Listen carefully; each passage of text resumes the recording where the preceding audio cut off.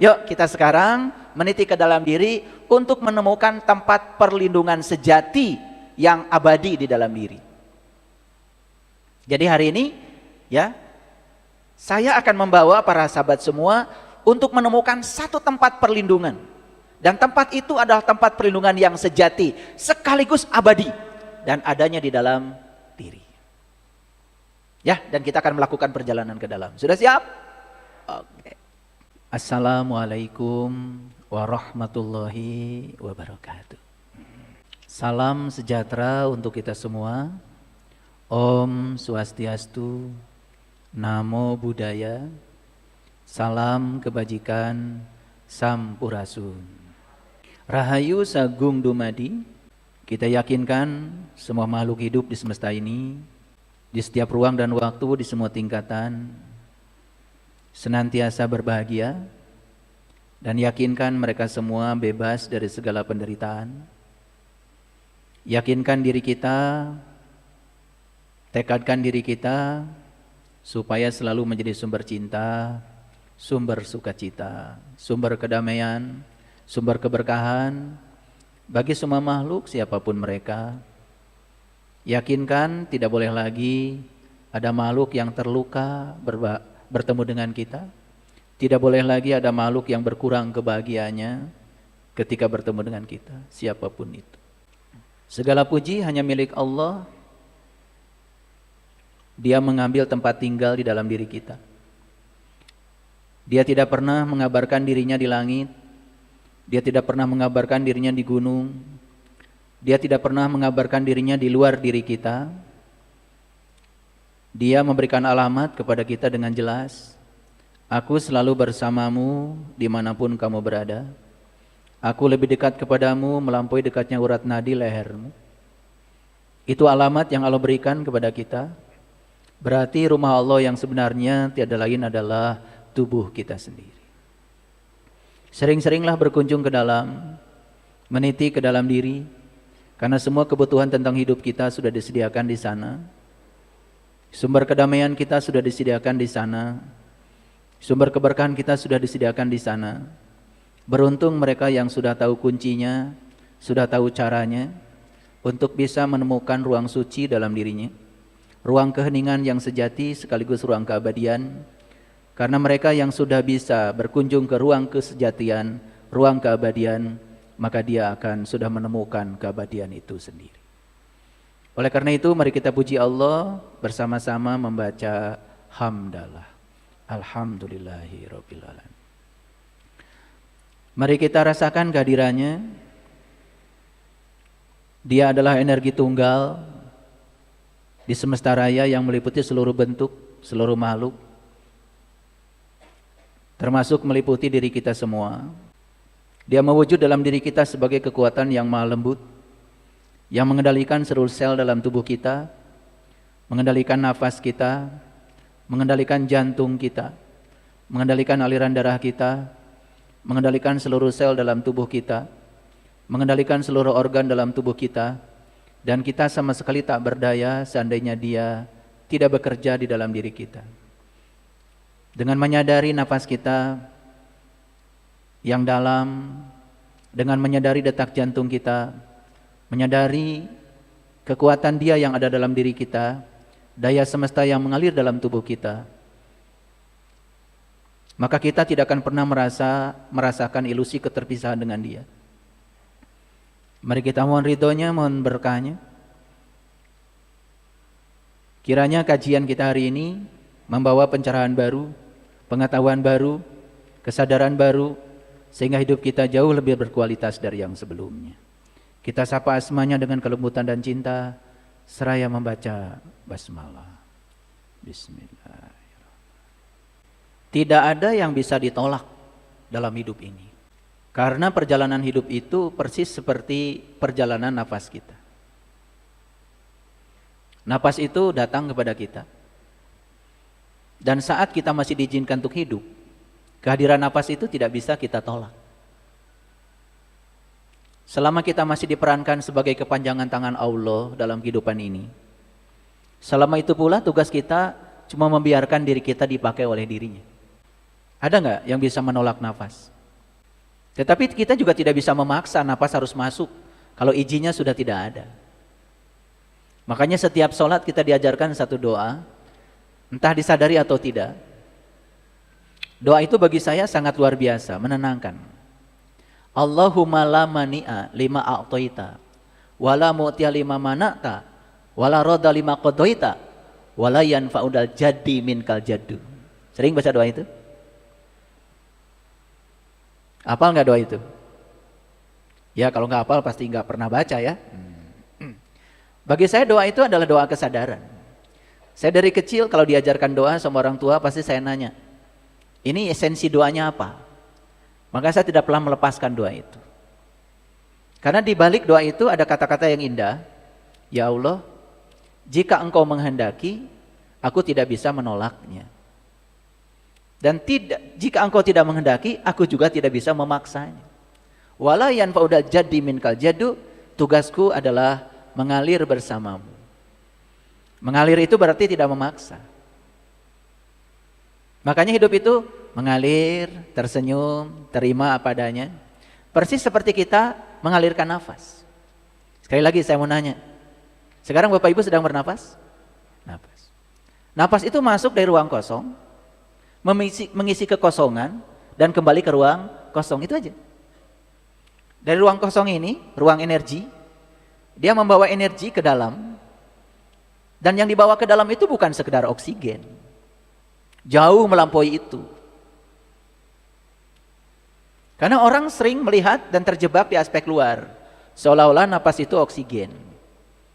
Kalau napas oksigen ya setiap orang bisa pakai ventilator dong, dan gak mati-mati harusnya. Walaupun ventilatornya tetap ada, kalau izin hidupnya sudah tidak ada, tetap aja kan gak bisa hidup terus. Ulangi saya tanya, ada gak yang bisa menolak nafas? Gak ada. Nah, begitu napas masuk, bisa gak napas ditahan lama-lama? Gak bisa. Jadi itu simbolik sebetulnya. Yang datang, izinkan beberapa saat tinggal, dan setelah itu lepaskan, izinkan pergi lagi. Hidup begitu. Coba ya, orang yang ingin menjabat di posisi tertentu lama, susah kan? Jabatan itu datang tapi dia ikat lama-lama. Persis seperti orang ingin mengikat napasnya lama-lama. Gak kuat. Coba sekarang kita praktekkan ya. Coba pejamkan matanya sejenak. Yang di rumah boleh ikutan. Ya, biarkan dulu napas alami. Datang, tinggal, pergi. Datang, tinggal, pergi. Hadirlah sepenuhnya di sini, saat ini, sekarang. Lalu ketika kita menyadari nafas, ternyata pikiran kita juga langsung istirahat. Sesekali izinkan pikiran ini yang suka loncat ke masa depan dan masa lalu istirahat sesaat. Di balik nafas itulah keheningan tinggal. Keheningan tidak tinggal di tempat yang jauh. Keheningan tidak tinggal di laut, keheningan tidak tinggal di gunung. Keheningan itu ya tempatnya di balik napasmu itu. Ketika kita menyadari kehadiran nafas, maka otomatis pikiran kita menjadi istirahat. Rasakan rasa yang jauh melampaui segalanya. Rasa kedamaian, rasa sejati yang sesungguhnya. Bahkan di situ juga ada rasa keabadian. Sering-sering tinggal di tempat itu, kita menjadi sangat damai. Terasa bukan? Oke. Sekarang cobalah tarik napas perlahan. Tarik lewat hidung. Tahan.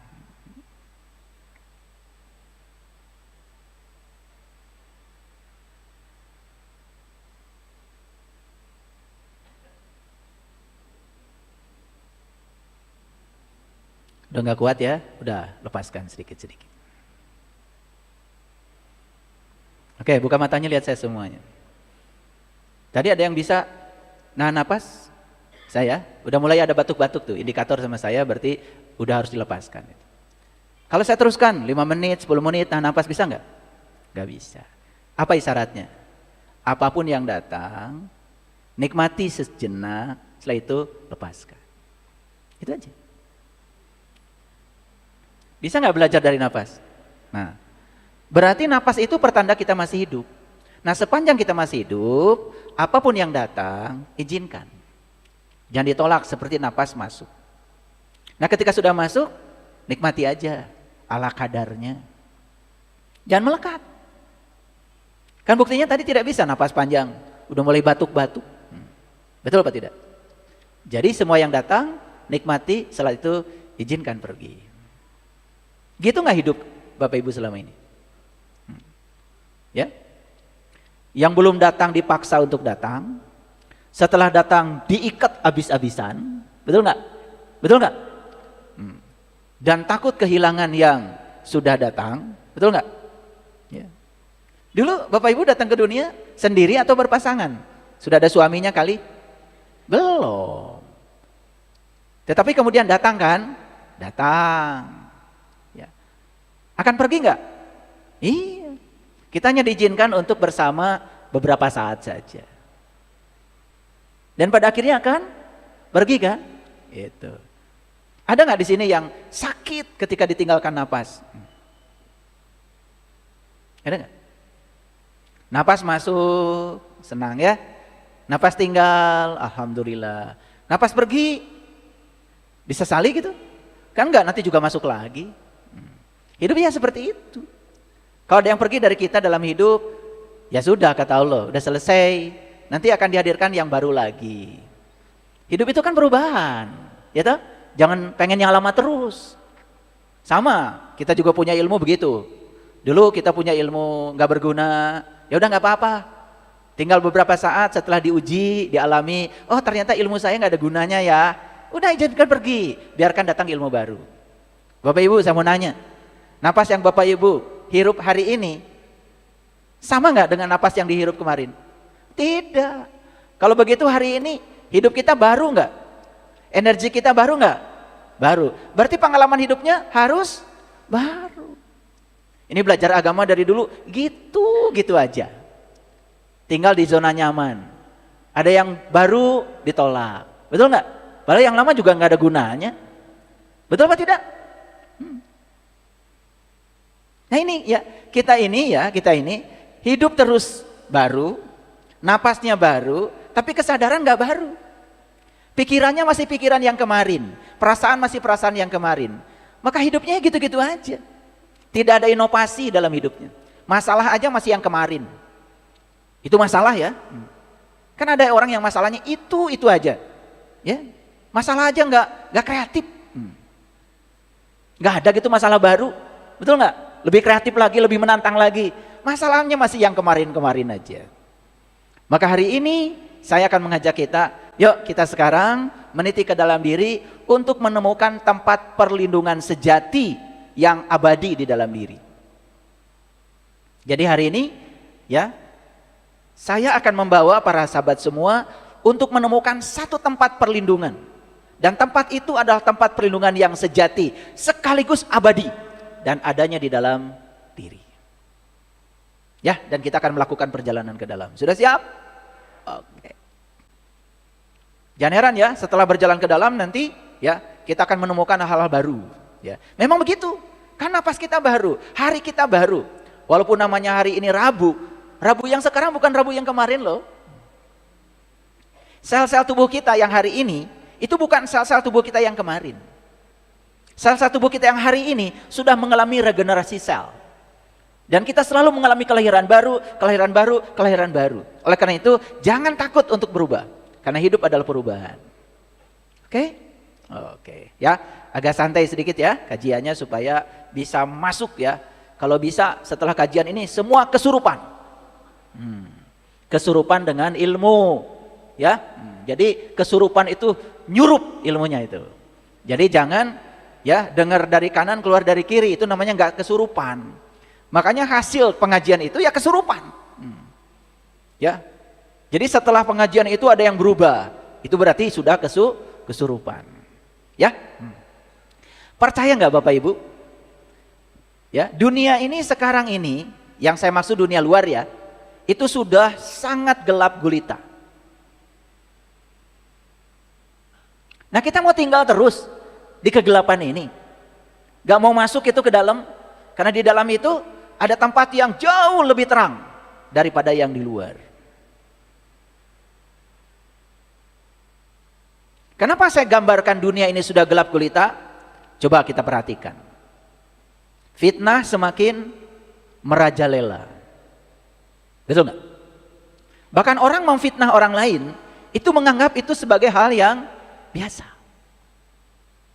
Fitnah itu kan sebetulnya kita menceritakan sesuatu pada orang lain yang kita sendiri tidak tahu. Bahkan kita menghakimi, menuduh seolah-olah orang lain seperti yang diberitakan, padahal kita juga tidak tahu. Itu sudah kategori fitnah loh. Yang ujungnya itu menghancurkan nama baik orang, reputasi orang gitu. Dan lucunya kita ini terkadang gampang sekali untuk mengikuti arus informasi walaupun di situ tidak ada kebenaran. Sudah banyak yang kayak gitu? Banyak atau banyak sekali? Sekarang ini, setan itu tidak perlu bersusah payah menggoda manusia. Saya melihat tugas setan itu makin ringan. Karena manusia sendiri sudah mengambil alih tugas setan. Dulu masih ingat ya, zamannya para sunan, para wali, para rasul gitu. Bagaimana setan bekerja keras untuk menggoda seseorang. Dulu itu. Dan tugas setan itu berat sekali waktu itu. Saya membayangkan betapa beratnya tugas mereka itu. Harus menggunakan strategi, harus menggunakan metode, cara-cara yang canggih supaya tergoda. Sekarang tuh setan itu malah pada istirahat. Pada tidur di sofa, istirahat. Dan tugas mereka itu udah ringan. Kenapa? Ternyata setan ini pinter.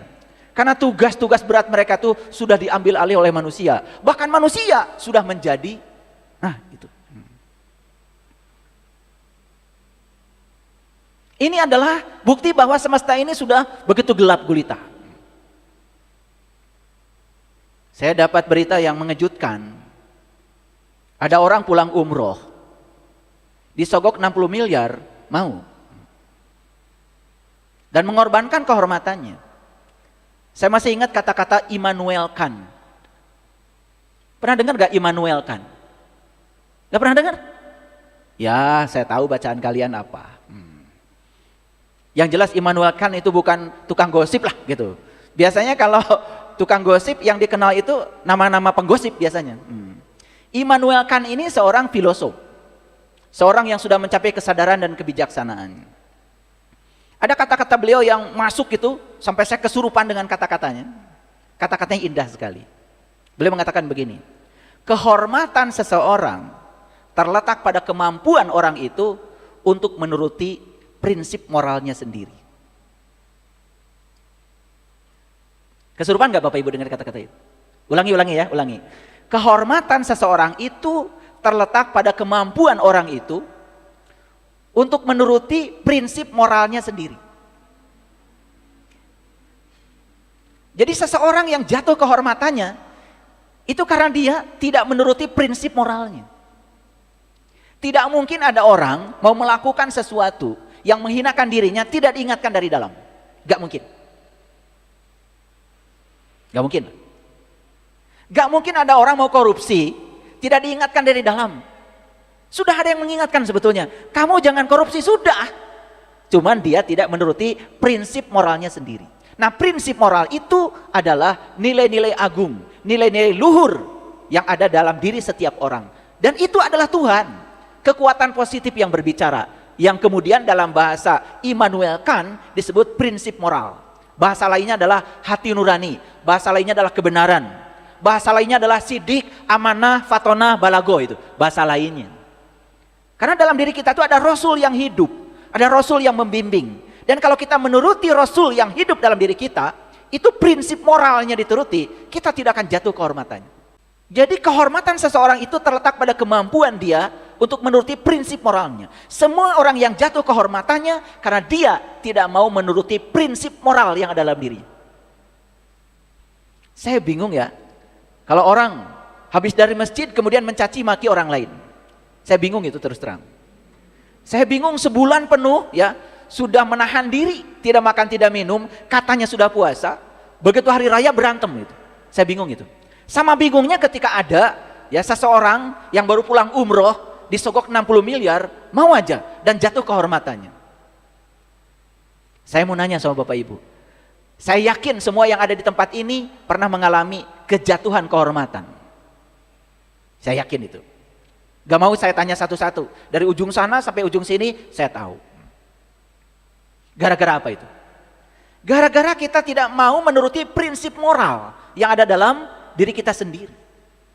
Padahal itu hidup. Itu sangat keras suaranya mengingatkan kita. Cuman kita tidak mau menurutinya. Jadi mau gak Bapak Ibu hidupnya terhormat? Gimana caranya? Ya turuti prinsip moral yang ada dalam diri kita. Itu aja cukup. Tidak usah baca itu, baca ini, gak usah. Gak usah belajar itu, belajar ini, gak usah. Gak usah nyantri di sana, nyantri di sini puluhan tahun, gak usah. Nyantri yang sebenarnya itu adalah mendengar suara kebenaran dalam diri. Dan nyantri yang sebenarnya itu adalah setiap saat, setiap ruang dan waktu. Itu nyantri yang sebenarnya. Nyantri itu kan belajar bahasa asing, bukan belajar bahasa Arab. Bukan. Nyantri itu belajar kesadaran. Dan kesadaran itu ada di sini. Di keheningan batin kita yang terdalam. Di puncak kesadaran. Di sidratil muntaha. Di tempat di mana kita bisa bertemu dengan Tuhan. Walaqad ra'ahu nazlatan ukhra inda sidratil muntaha indaha jannatul ma'wa id yaghsha sidrata mayagsa. Di tempat itulah para nabi, para rasul, para sunan, para wali, para guru-guru suci bertemu dengan jati dirinya. Di tempat itu mereka pulang pada jati dirinya. Di tempat itu mereka kembali pada fitrah awalnya. Kembali ke situ. Pulang ke situ. Kita akan mendengarkan suara itu jelas. Dan kalau kita mendengarkan suara itu jelas dan kita turuti suara itu, selamat hidup kita.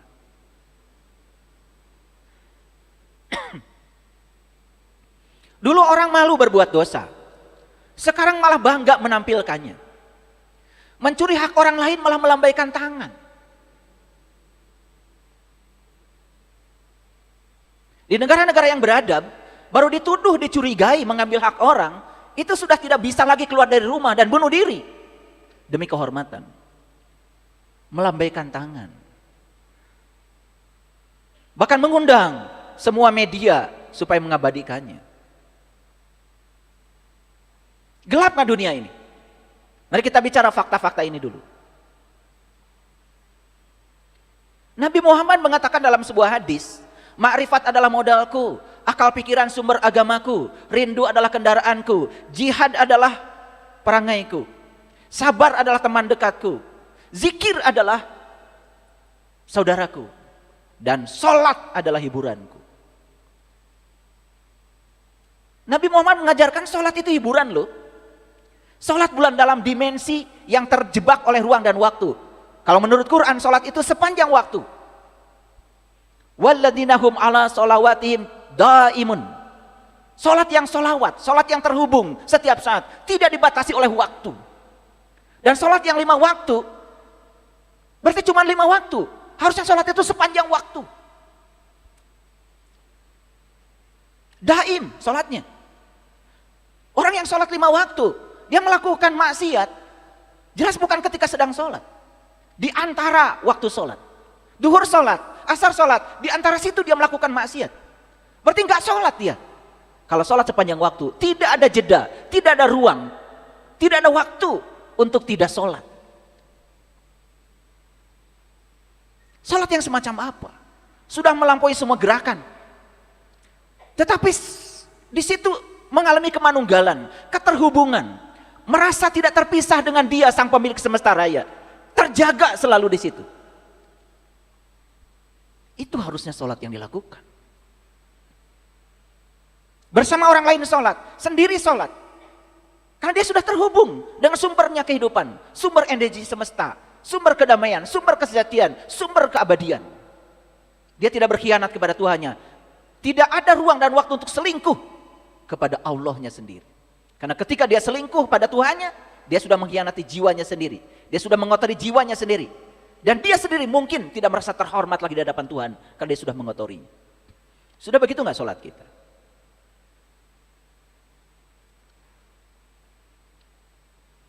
Jadi hiburannya orang-orang yang sadar adalah menyatu, bermanunggal dengan sumber yang maha menghibur. Sumbernya sukacita, sumbernya cinta, sumber keberkahan, sumber kedamaian. Sekarang manusia mencari hiburan, malah melakukan dosa. Media, semua platform, begitu luar biasa menyebarkan informasi. Terkadang informasi yang penuh dengan fitnah, yang menimbulkan kerusakan mental.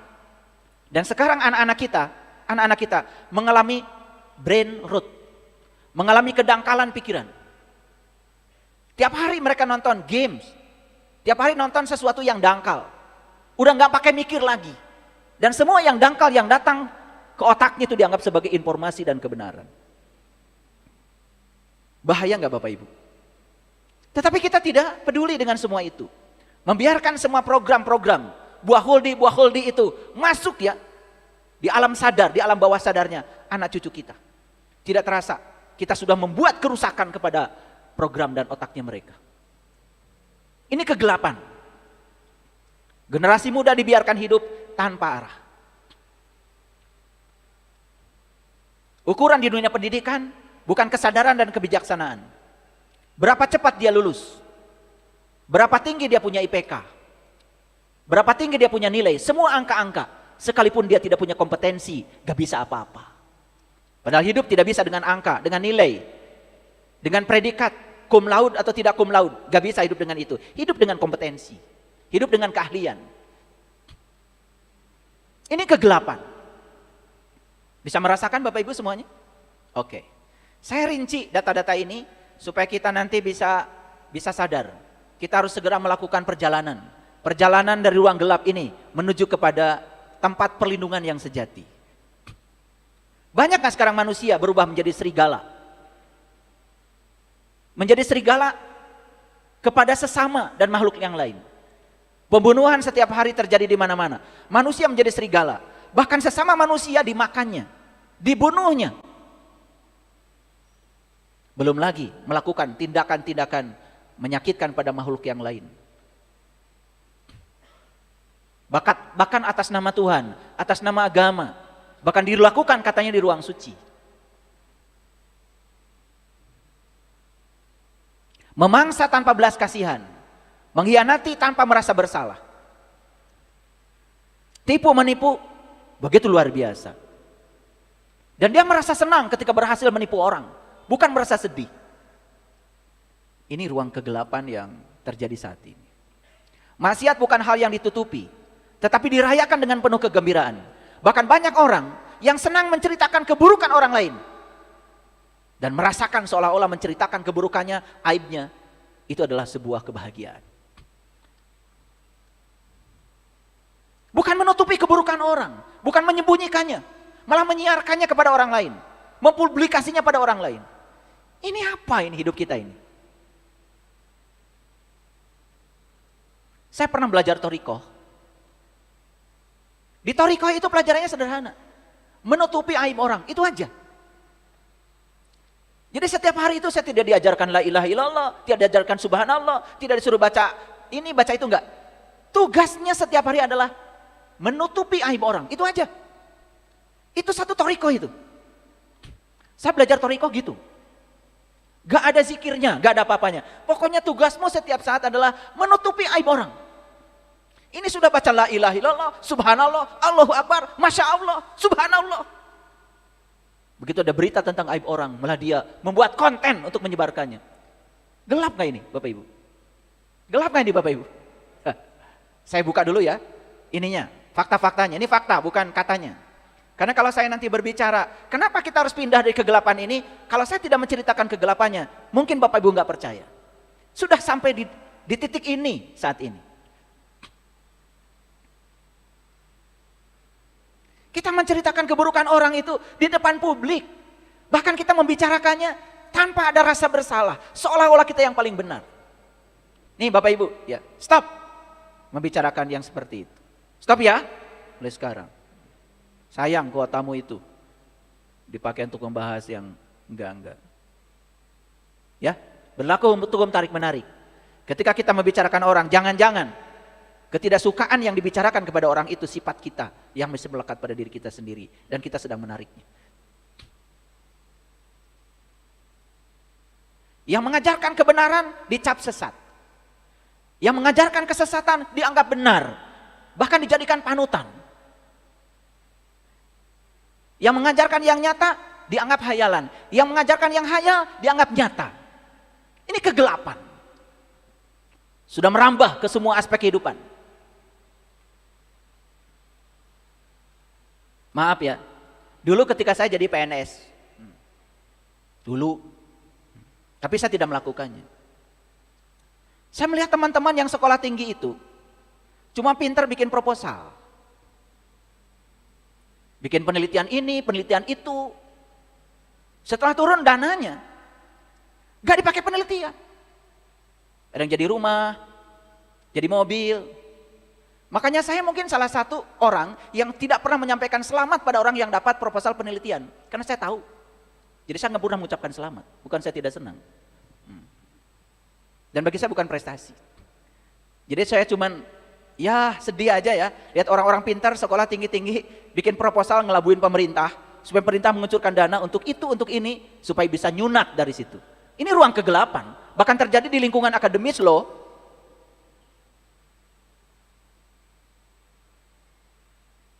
Maaf ya kalau di sini ada yang pernah begitu. Ya kecil-kecilan lah. Ya.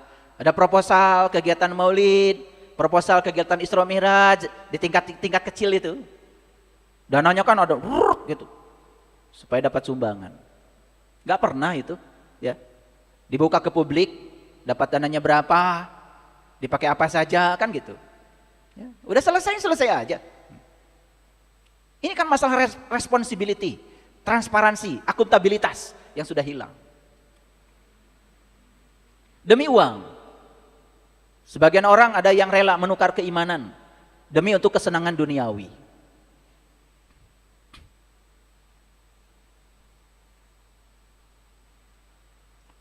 Politisasi agama. Dan tokoh-tokoh agama menyerahkan diri kepada kekuasaan untuk dipolitisasi. Seolah-olah dia membawa umat dan ujungnya transaksi supaya dapat berkah ketika dia berkuasa.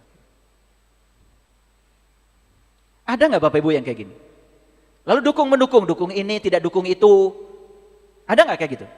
Ada apa banyak? Yang ujungnya merendahkan kehormatan dirinya sendiri. Padahal tadi kata Immanuel Kant, masih ingat ya? Sudah kesurupan tadi oleh Immanuel Kant. Apa katanya? Kehormatan diri saya terletak pada kemampuan saya untuk menuruti prinsip moral diri saya. Gitu. Terapkan pada diri sendiri kalau sudah kesurupan. Jangan seseorang terus. Seseorang menjadi orang lain. Ya, ganti dengan diri saya. Mau diri saya terhormat. Ikuti prinsip moral diri. Di sini ada Allah. Di sini ada Rasulullah yang selalu mengingatkan kita dari dalam. Makanya jangan main-main di luar terus. Ya, masuk ke dalam. Masuk ke dalam. Keselamatan itu ada di dalam.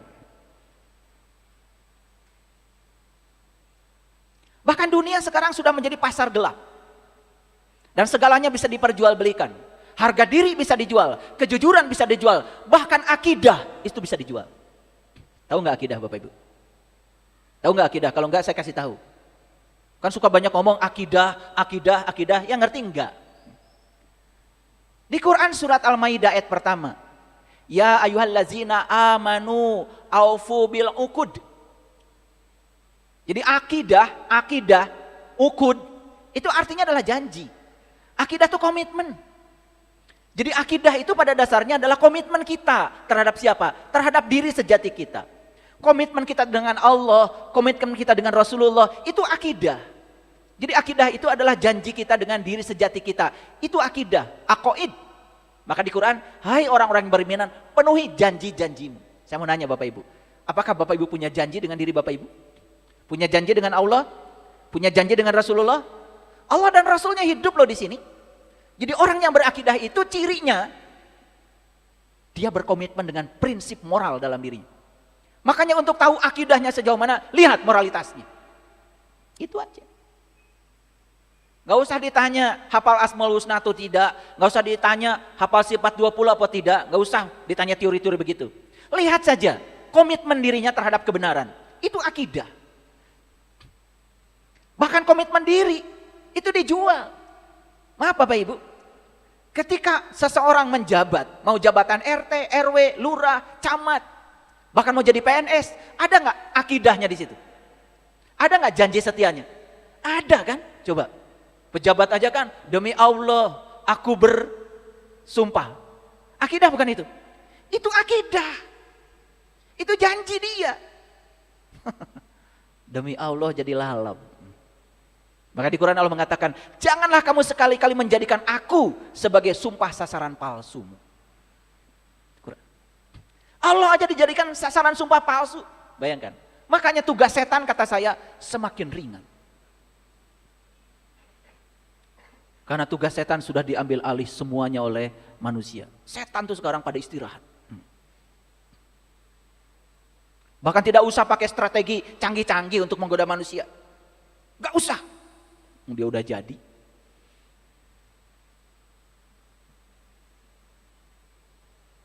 Apapun sekarang bisa diperjualbelikan. Jabatan bisa diperjualbelikan. Bahkan di ruang suci yang bernama pendidikan, itu pun bisa diperjualbelikan. Sogok menyogok. Ingin anak diterima di sekolah yang favorit, udah biasa. Bahkan di tempat yang oleh masyarakat dianggap tempat yang terang, di situ pun gelap gulita. Terasa? Ini masih fakta. Sekarang kalau orang jujur dianggap bodoh. Orang yang curang dipuja. Betul nggak? Dulu waktu saya masih jadi PNS, ketika jujur disebut bodoh. Yang curang naik jabatan. Bahkan dipuji itu dengan kecurangannya. Apalagi kalau bisa, ya, hasil kecurangannya dibagikan sama orang-orang yang curang. Jadi benar ya kata leluhur saya di Garut. Nu cager tengan saeutik. Kan ari nu cager mah sok remen disebut teu cager. Kuno leuwih teu cager. Ini banyak yang protes sama saya kalau nggak diterjemahkan. Yang waras itu sedikit. Tapi yang waras sering disebut gak waras oleh yang lebih gak waras lagi. Gitu maksudnya terjemahnya, bahasa Inggrisnya gitu. Paham ya? Kira-kira fakta-fakta yang saya kemukakan tadi, Bapak Ibu setuju nggak? Nyata nggak? Saya sedang menghayal? Tidak. Saya ilmuwan. Saya memotret kehidupan. Dan saya tidak mungkin bicara fakta selama 2 jam, nah habis waktu. Ya, nah cukup itu aja sebagai ilustrasi. Betapa gelapnya di luar diri kita. Itulah pentingnya kita menemukan tempat perlindungan yang sejati di dalam diri. Karena di luar tidak ada tempat perlindungan yang sejati lagi. Setuju? Oke. Baik, sekarang kita mulai masuk ke dalam. Ini saya akan bacakan Quran surat Al-Kahfi. Yang pertama saya akan buka rahasianya di Quran Al-Kahfi ayat yang ke-7, surat ke-18. Bapak Ibu sebelum lanjut saya jelaskan. Al-Kahfi itu gua. Ya, awas ya. Otak kita kan biasanya suka begitu. Begitu dengar kata gua, yang terpikir itu adalah gua Pawon, gua Jepang, gua Belanda. Langsung yang terpikir adalah tempat di bumi ini yang bolong masuk ke dalam gitu. Itu. Ngapain Quran cerita itu? Quran ini wahyu Allah, firman Allah. Gak mungkin Allah yang maha tak terbatas, yang maha tinggi ilmunya cerita yang ecek-ecek semacam itu. Makanya saya sangat kagum ya. Ini saya sedang mencari ya sejarah etimologi. Itu orang Jakarta bilang dirinya gua, itu dari mana itu asalnya? Karena menurut saya itu cerdas. Kan orang Jakarta bilang saya itu gua. Yang diplesetkan jadi gue. Karena itu benar. Setelah saya dalami Quran surat Al-Kahfi, ternyata isinya itu adalah cerita tentang diri kita. Cerita tentang rahasia tentang diri kita. Makanya gua itu adalah saya. Gua itu adalah aku. Dengan segala rahasianya. Mulai dari yang fisik sampai ke tubuh yang paling dalam, namanya tubuh spiritual. Karena diri kita ini memiliki 5 tubuh. Yang luar namanya tubuh fisik. Masuk ke dalam sedikit namanya tubuh energi. Masuk lebih dalam lagi namanya tubuh mental. Masuk lebih dalam lagi namanya tubuh intuisi. Yang lebih halus lagi dari tubuh kita namanya tubuh spiritual. Pernah melakukan perjalanan ke 5 tubuh itu? Pernah? Kemana aja jalan-jalannya? Makanya itu kita menjadi terasing dengan tubuh kita sendiri. Kita mencari sesuatu semua keluar, nggak ke dalam. Akibatnya apa? Kalau ada sesuatu yang salah, biasanya kita salahkan yang di luar, bukan yang di dalam. Kita menjadi tidak jujur pada diri kita sendiri. Karena kita tidak pernah berfokus pada gue. Jadi Al-Kahfi ini bukan cerita gua fisik, tapi cerita tentang kedalaman diri. Jauh melampaui yang realitas. Jauh melampaui pikiran manusia yang dangkal. Masuk ke dalam. Dan saya bisa buktikan tuh. Dari ayat 1 sampai ayat 110, semua mutasabihat. Semua cerita tentang perjalanan meniti ke dalam diri yang sangat dahsyat. Beruntung kalau mereka yang sudah bisa mengalami pengalaman ini. Rugi mereka yang belum mengalami pengalamannya. Dan mereka yang tidak mau meniti ke dalam, terlalu banyak keluar, hanya akan disibukkan oleh kebisingan pikiran yang akan membuat dia menjadi diri palsu selamanya. Lalu dia tidak menemukan kesadaran yang sebenarnya. Hidup tanpa kesadaran. Itulah yang terjadi.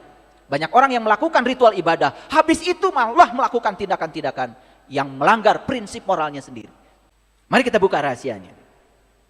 A'udzubillahi minasyaitonirrajim. Bismillahirrahmanirrahim. Inna ja'alna ma'alal ardi zinatan. Sesungguhnya kami telah menjadikan apa yang di bumi sebagai perhiasan baginya.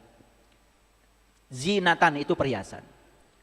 Zinatan laha, perhiasan baginya. Linab luahum ayyuhum ahsanu amala. Agar kami menguji mereka, siapa di antara mereka yang baik perbuatannya. Bapak Ibu lihat sekali lagi.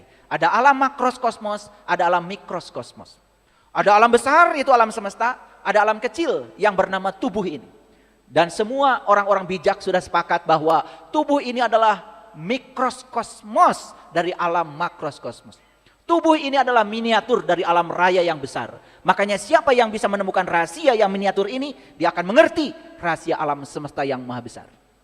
Makanya Nabi Muhammad mengatakan, siapa yang kenal dirinya, maka dia akan kenal Tuhannya. Siapa yang kenal dirinya, dia akan kenal Tuhannya. Kalau dia sadar bahwa tubuh ini adalah miniatur dari alam makro, maka dia akan menemukan rahasia di sini untuk mengungkap rahasia semesta yang tanpa batas. Di bumi kita yang sangat besar ini, bumi makro, ada perhiasan? Ada. Perhiasan itu sesuatu yang indah. Ya, semuanya perhiasan. Pertanyaan yang sederhana, apakah di bumi kecil ini ada perhiasan? Ada. Perhiasan yang ada di bumi kita ini diletakkan yang paling dasar itu di 4 tempat. Yang pertama perhiasan adanya di sini, menjadi penglihatan. Yang kedua perhiasan diletakkan di sini, menjadi pendengaran. Yang ketiga perhiasan diletakkan di sini, menjadi sumber kehidupan yang bernama nafas.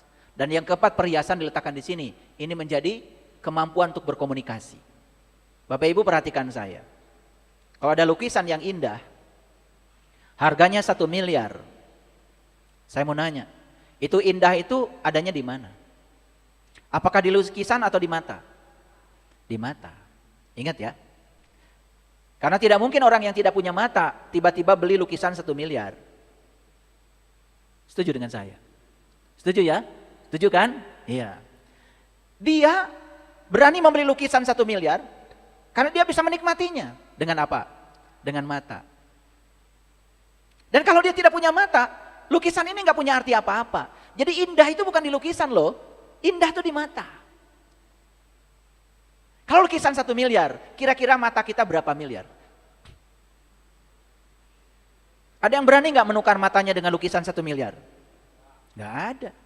Berarti penglihatan kita ini tidak bisa dihitung dengan uang. Indah nggak kita punya penglihatan? Indah nggak kita punya pendengaran? Iya. Ada orang punya burung perkutut, juara internasional, 10 miliar harganya. Budak, digoreng itu burung. Betul nggak? Betul apa tidak? Iya. Dan dia akan berpesta pora karena makan goreng burung seharga 10 miliar. Yang dibutuhkan bukan dagingnya, yang dibutuhkan suaranya. Dan dia bisa menikmati suara karena ada yang indah di sini, ada yang maha indah di sini. Siapa dia kalau bukan Tuhan yang bertempat tinggal di sini? Ingat ya, kita bisa mendengar suara merdu bukan karena punya telinga. Orang mati juga punya telinga, tidak mendengar lagi suara yang merdu. Dan kita bisa mendengar suara yang merdu karena masih bernafas. Berarti masih ada sang hidup pada diri kita, masih diberi izin untuk menjadi kepanjangan tangannya dalam hidup kita. Itulah perhiasan. Saya mau nanya Bapak Ibu, ladang yang luas, indah enggak? Indah. Mobil mewah, indah enggak itu? Indah. Emas, berlian, indah enggak itu? Indah. Tapi kalau berhenti bernafas, masih indah? Bahkan pindah tangan dalam sekejap. Bisa nggak Bapak Ibu melihat napas itu sebagai perhiasan? Itu karena kita terlalu sibuk keluar. Pernah sariawan? Enak gak makan? Baru dikasih sariawan aja langsung gak enak makan. Betul nggak? Kalau gitu, mahal itu di sini atau di makanan? Di sini. Perhiasan bukan ini? Perhiasan. Indah sekali. Nah kata Allah, ini perhiasan fisik ini terserah kamu. Aku akan menguji dari kamu siapa di antara kamu yang terbaik perbuatannya. Itu ayat ini. Kemudian ayat selanjutnya, wa inna laja'iluna ma'alaiha sya'idan juruza. Dan sesungguhnya kami benar-benar akan menjadikan apa yang di atasnya menjadi rata lagi tandus. Kebayang nggak? Rata, tandus. Artinya kan tidak ada kehidupan. Semua perhiasan-perhiasan yang bersifat fisik suatu saat akan rata dan tandus. Tidak memiliki makna apa-apa lagi. Makanya mereka yang terikat pada perhiasan-perhiasan fisik, mempercantik diri terus di luar, segala dipakai, gak lama. Malah takut tua, tambah cepat tuanya. Takut sakit. Ketakutan itu menjadi magnet yang bisa menarik segala hal yang menakutkan. Takut kehilangan apalagi. Pelitnya uzubillah. Iya. Emasnya banyak di tubuhnya. Semua uang yang diberikan Allah habis buat dari leher ke bawah. Dari leher ke atas tidak pernah ada. Kosong melompong ini.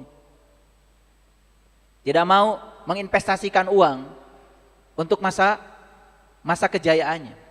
Makanya lihat ya, menurut riset, orang yang rezekinya 75% buat ngurusi dari leher ke bawah, masa depannya suram.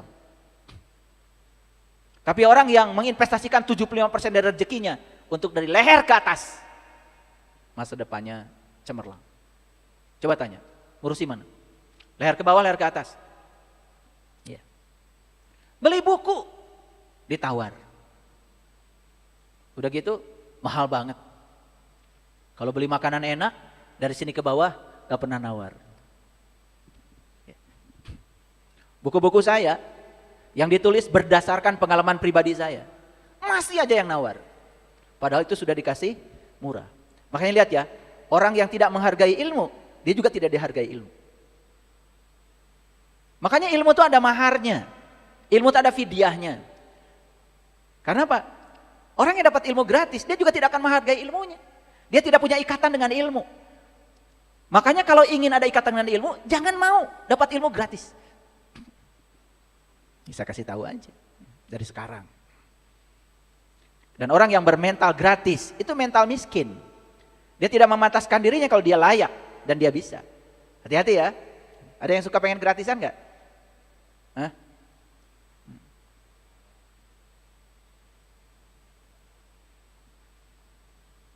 Jadi gratis itu mental miskin loh. Oke. Jadi apa perhiasan yang dibicarakan di Al-Kahfi ayat 7 dan 8? Mari kita urai lebih dalam. Perhiasan itu apa? Perhiasan adalah benda hias yang dikenakan untuk mempercantik diri. Perhiasan dapat terbuat dari berbagai bahan. Bisa emas, bisa perak, berlian, permata, kaca, plastik, itu semuanya fisik. Ada yang pakai cincin nggak sekarang? Coba acungkan tangannya ke atas. Nggak apa-apa, nggak apa-apa. Emas itu atau palsu? Oh emas ya, emas ya. Berapa harga emas sekarang? Berapa? 1.800.000? Oke. Mahal apa murah? Alhamdulillah kebeli gitu. Jangan bilang mahal. Kalau mahal ntar nggak kebeli. Coba perhatikan itu. Cincin itu ada bolongnya nggak itu? Yang dipakai emasnya apa bolongnya?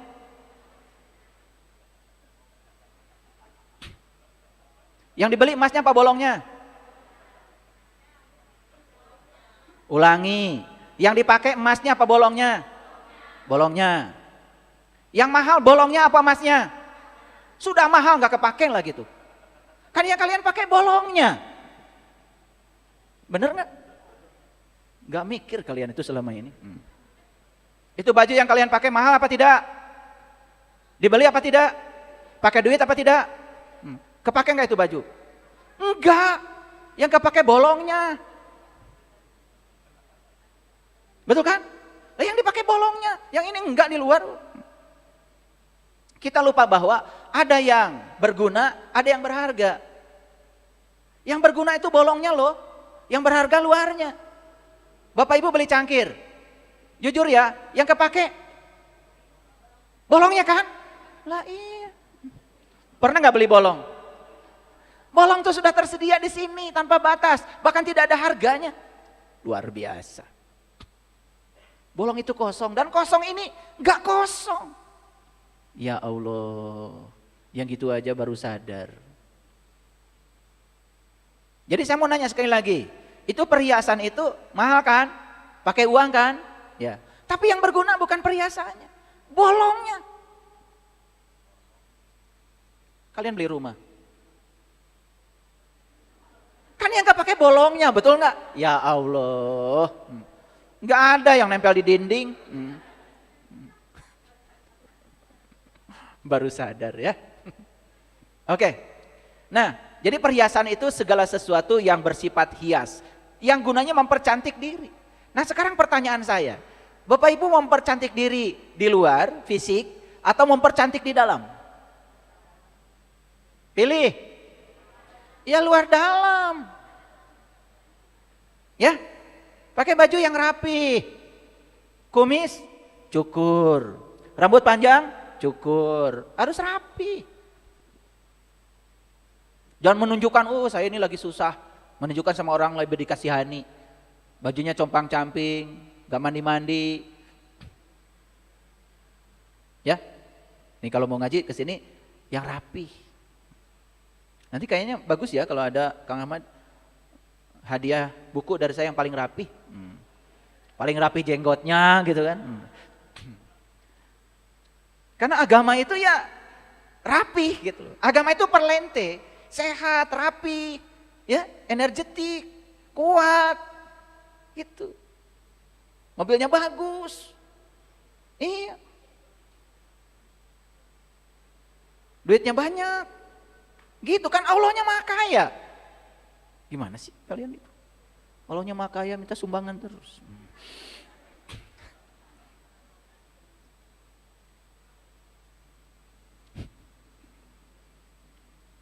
Jadi yang namanya perhiasan itu ya aksesoris. Menunjang penampilan. Sifatnya itu simbolis. Menunjukkan keagungan, status sosial, investasi. Semua perhiasan itu sifatnya seperti itu. Nah, kita mau investasi jangka pendek atau jangka panjang? Saya mau nanya. Ya jangka pendek butuh, jangka panjang juga butuh. Paham? Tapi ada yang hanya investasi jangka pendek. Sampai napasnya berhenti udah aja, berakhir di situ. Makanya saya perhatikan ya orang banyak yang kaya, pelitnya auzubillah, dia pikir, kalau dia tuh memberi, dia akan berkurang. Padahal memberi itu bukan buat siapa-siapa, buat dirinya sendiri. Bahkan harusnya berterima kasih pada orang yang mau menerima titipan pemberiannya, karena itu akan diberikan pada dia di kehidupan yang akan datang menjadi karma baik. Kalau orang sadar aja begitu, gak ada orang pelit. Gak ada model-model kayak kalian kayak gini. Maaf ya. Ada perhiasan ruhani dalam diri. Itu bersifat abadi. Nah, perhiasan ruhani itu akan menunjukkan sifat. Sifat-sifat orang yang terhiasi secara ruhani, maka dia punya sifat-sifat yang terpuji. Sifat yang terpuji, bahasa Arabnya hamid. Makanya orang yang memiliki sifat yang terpuji disebut Muhammad. Jadi Nabi kita ini, Nabi Muhammad, sebetulnya nama aslinya kan Ahmad. Karena dia mencapai sifat yang terpuji yang namanya Hamid, tahaluk bi ahlakillah, teguh pada prinsip moral dalam dirinya, tidak menggadaikan nilai-nilai dirinya. Dia mewakili sifat-sifat Allah yang nyata dalam kehidupannya, disebut tahaluk bihalakillah. Karena dia sudah menyerap sifat-sifat Allah, maka dia berbuat seperti Allah berbuat. Wa ahsin kama ahsanallahu ilaika. Maka dia disebut manusia yang terpuji. Manusia yang terpuji sudah mengadopsi sifat-sifat hamid yang terpuji, diberi gelar. Gelarnya namanya Muhammad. Jadi kita ini selama ini hanya cerita Muhammad, Muhammad, Muhammad. Harusnya kita berjuang. Gimana caranya? Menjadi Muhammad. Gimana caranya? Ikuti jejaknya Nabi Muhammad. Kan Nabi Muhammad sudah bilang, jika kamu ingin mendapatkan cintanya Allah, ikuti aku. In kuntum tuhibunallah fattabi'uni yuhibbukumullah. Maka kamu juga akan mendapatkan cintanya Allah. Ulangi. Mau perhiasan fisik atau perhiasan dalam, rohani?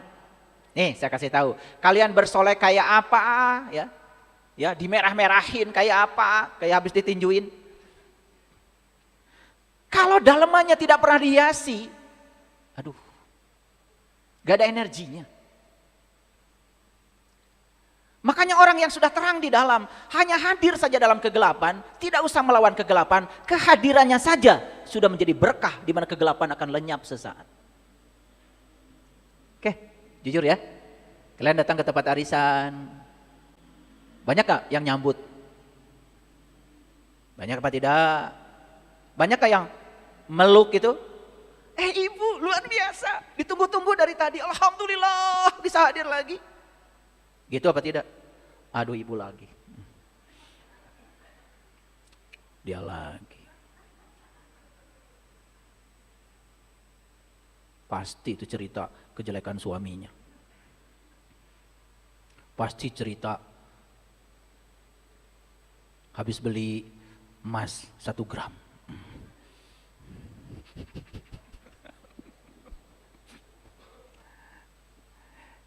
Bapak Ibu bisa nggak merasakan seseorang energinya frekuensi tinggi atau frekuensi rendah? Bisa nggak? Bisa kan? Bisa. Mau didandani kayak apapun, mau semuanya pakai palsu kan? Ya, alis palsu, bulu mata palsu, itu semakin membuktikan dirinya itu palsu. Betul nggak? Jadinya bertopeng sesaat. Kalau tidak ada energi dari dalam, aduh, datangnya disesali. Perginya disyukuri. Semua orang bilang alhamdulillah gara-gara dia pergi. Itu kan sudah bukti bahwa kita ini berhiasnya terlalu asik di luar. Gak peduli mau tasnya lu potong. Apa tuh merek apa itu? Oh, apa ya ibu-ibu ya? Punya? Oh baru dengar, nggak apa. Ya, Louis Vuitton, Hermes, Gucci. Kalau energi dari dalamnya itu sudah amburadul, gak ada orang yang nganggap. Kata-katanya menyebalkan, wajahnya penuh curiga, tatapan matanya tidak bersahabat, yang keluar dari mulutnya ucapan-ucapan yang menyakitkan. Ada gak yang kayak gitu? Ada apa banyak? Siapa diantaranya? Enggak, saya mau gak kayak gitu. Nah, ini namanya, menurut Quran surat Al-Kahfi, ini perhiasannya sudah rata, sudah tandus. Jadi ketika seseorang tidak punya perhiasan ruhani dari dalam, tidak ada kebaikannya, sebagus apapun dia bersolek di luar, tandus, rata, datar. Makanya orang yang didatangi mereka itu tidak merasa mendapatkan berkah apa-apa. Gitu. Bisa mengukur diri sekarang? Kira-kira perhiasan kita ini rata, tandus, datar, atau sebaliknya? Oke, alhamdulillah ya. Tepuk tangan dong. Itulah pentingnya belajar kesadaran. Belajar kesadaran itu memaafkannya luas. Ketika orang melakukan kesalahan, sudah jangan diingat-ingat ya. Belum minta maaf aja sudah saya maafkan. Bawaannya selalu kata-katanya itu menyenangkan. Positif aja, dirindukan. Gak ada yang orang alhamdulillah dia pergi, gak ada yang kayak gitu. Oke, baik ya.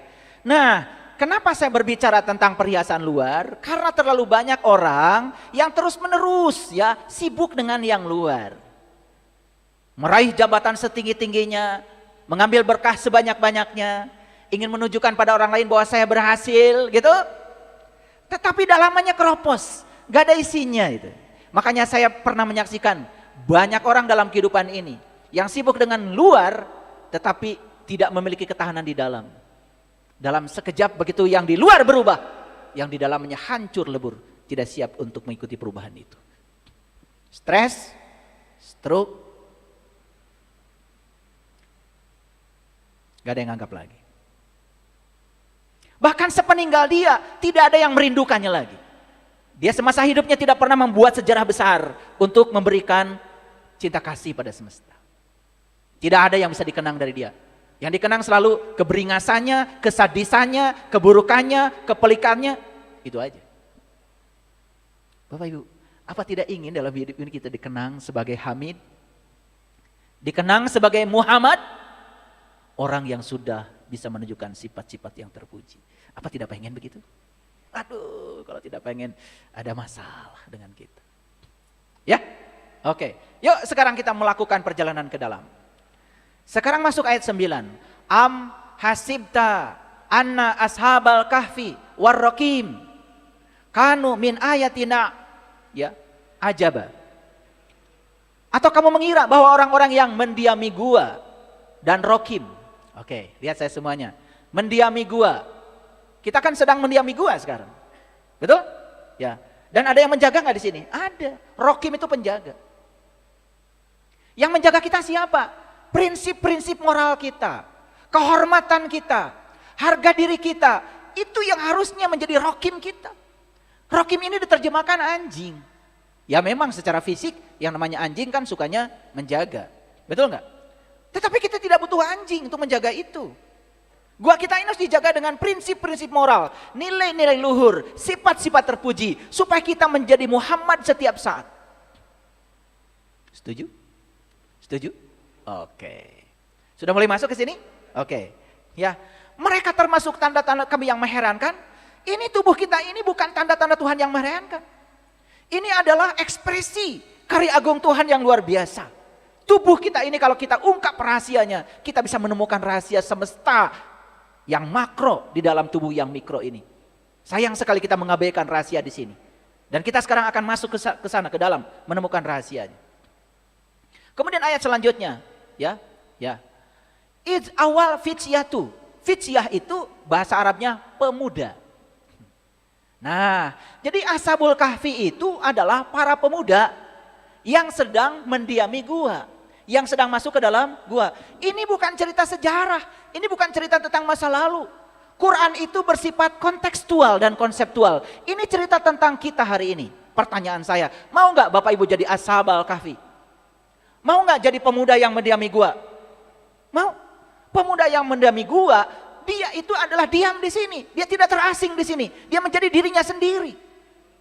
Dan kenapa pemuda? Ini mau saya ungkapkan rahasianya. Tetapi sebelum itu, saya lanjutkan dulu ayat yang ke-10. Iz awal fityatu ilal kahfi faqalu rabbana atina min ladunka rahmatan wa hayyi lana min amrina rasyada. Jadi pemuda ini yang masuk ke dalam gua ini, dia meminta kepada Allah menyampaikan satu permohonan. Permohonannya begini.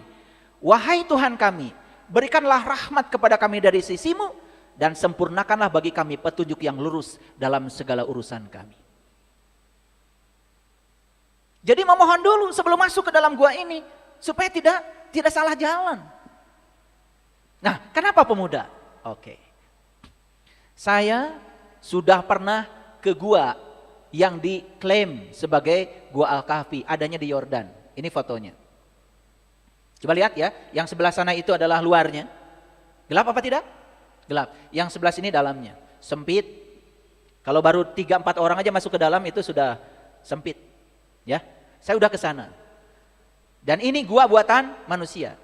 Dan saya kok juga heran, kenapa gua ini diberi nama Ashabul Kahfi? Boleh nggak? Ya boleh. Tetapi itu nama pinjaman. Apakah Ashabul Kahfi yang dimaksud oleh Allah di Quran sama dengan yang maksud manusia? Belum tentu sama. Gak mungkin Allah cerita gua yang ini udah kecil, gelap, Jauh lagi. Tapi kalau gua itu adalah diri kita, gua. Masuk akal? Apakah Allah ada di sini? Apakah bersama kita? Apakah kita bisa meniti ke dalam diri? Nggak usah jauh-jauh ke sana, berarti ongkos. Bahkan orang Yordan sendiri tidak percaya. Kalau yang dimaksud dengan Ashabul Kahfi di Quran sama dengan Ashabul Kahfi nama gua yang di Yordan. Orang Yordan sendiri tidak percaya. Saya pernah dialog dengan jubir saya, tour guide saya. Dia sendiri nggak percaya. Mari kita buktikan sekarang. Ashabul Kahfi itu siapa? Pemuda yang mendiami gua. Supaya apa? Jadi orang yang beriman. Bagaimana mungkin kita masuk ke dalam gua yang fisik, keluar dari situ tiba-tiba jadi orang beriman? Gak mungkin. Dan iman kepada Allah berarti kita harus meniti ke dalam diri, bertemu, mengenal Dia yang bersama dengan kita. Perjalanannya keluar apa ke dalam? Keluar. Masuk akal nggak omongan saya? Masuk akal? Oke. Lihat gua ini, ada yang tertarik ke sini? Ya kalau mau jalan-jalan nggak apa-apa. Kalian supaya difoto. Ya. Tapi kalau sudah pergi ke sana dan foto, jangan mentang-mentang Ashabul Kahfi. Betul nggak? Emang pulang dari sana, masuk ke gua sebentar, keluar tiba-tiba jadi orang beriman? Ya enggak. Mengapa kata-kata yang digunakan pemuda? Lagi-lagi, mengapa bukan pemudi? Pernah nanya nggak gitu? Ini perlu bertanya itu, ya. Kenapa pemuda bukan pemudi? Oke, saya mau jelaskan dulu. Lihat saya semuanya supaya tidak salah kaprah. Ada yang pernah umroh? Acungkan tangan. Haji. Wih, luar biasa. Banyak Pak Haji berarti di sini ya. Banyak Ibu Haja ya. Oke. Haji, umroh itu sering disebut perjalanan ruhani. Ya, bukan perjalanan jasmani loh. Walaupun yang berangkat jasmani jauh juga ikut. Tapi perjalanan ruhani. Makanya di ritual haji, yang pakai kain ihram, itu cuma laki-laki. Awas ya, perempuan enggak, pakai baju putih aja. Ya, nah, begitu sa'i, yang lari laki-laki. Perempuan walaupun gulu senam gak boleh lari. Nah kita kan cuma disuruh lari sama mutawif, lari aja. Udah stop, gak usah lari lagi, jalan biasa lagi. Tapi kita gak nangkep maknanya. Laki-laki lari, perempuan tidak. Nah ternyata di Al-Quran kalau ada kata laki-laki selalu mengacu pada segala yang bersifat dimensi ruhani. Makanya segala yang ada kata-kata wanita, perempuan, itu selalu mengacu kepada yang bersifat jasmani. Makanya Quran surat kedua itu bukan sapi laki-laki. Sapi betina namanya Al-Baqarah. Itu cerita tentang bagaimana Tuhan menciptakan tubuh ini sebagai kendaraan fisik yang bisa mengantarkan jiwa kita untuk pulang kepada Allah. Itu isi Quran surat Al-Baqarah. Ulangi ya. Jadi kalau di Quran ada kata-kata laki-laki berarti hakikatnya berbicara urusan rohani. Kalau ada kata-kata perempuan berbicara urusan jasmani. Paham? Hakikat ini hakikat. Nah, makanya ketika kita haji, haji kan perjalanan ruhani, berarti perjalanan laki-laki. Nih, yang berangkat suami istri, ada jasmaninya? Ada ruhaninya. Jadi sebetulnya yang disebut dengan pasangan itu bukan suami istri. Pasangan itu jasmani dan ruhani. Makanya Allah sudah menciptakan kita sejak dari lahir itu sudah berpasangan, jasmani dan ruhani. Paham? Oke, bisa dilanjut? Oke, ya. Jadi segala urusan yang bersifat ruhani disimbolkan dengan laki-laki. Segala urusan yang bersifat jasmani disimbolkan dengan perempuan. Yuk kita lihat. Yang pakai kain ihram laki-laki. Jadi sebetulnya jasmani kita ini nggak bisa disucikan. Tetap aja kita akan makan, betul nggak? Air kencing juga ada di sini, berak juga di sini, betul? Iya. Jadi yang bisa disucikan apa? Ruhani. Makanya tidak ada di Quran, beruntunglah mereka yang menyucikan jasmaninya. Nggak ada. Tapi di Quran, beruntunglah mereka yang menyucikan jiwanya. Paham sampai sini? Oke. Makanya perempuan itu Gak pakai ihram. Ihram itu kan artinya mengganti baju yang berjahit dengan baju yang tidak berjahit. Sepanjang kita ada di dunia, butuh mobil? Butuh uang? Butuh makan? Butuh. Jasmani butuh jasmani. Makanya tidak mungkin kita melepaskan diri dari urusan jasmani. Nggak mungkin. Tapi ruhani kita bisa melekat, bisa tidak melekat, itu urusan kita.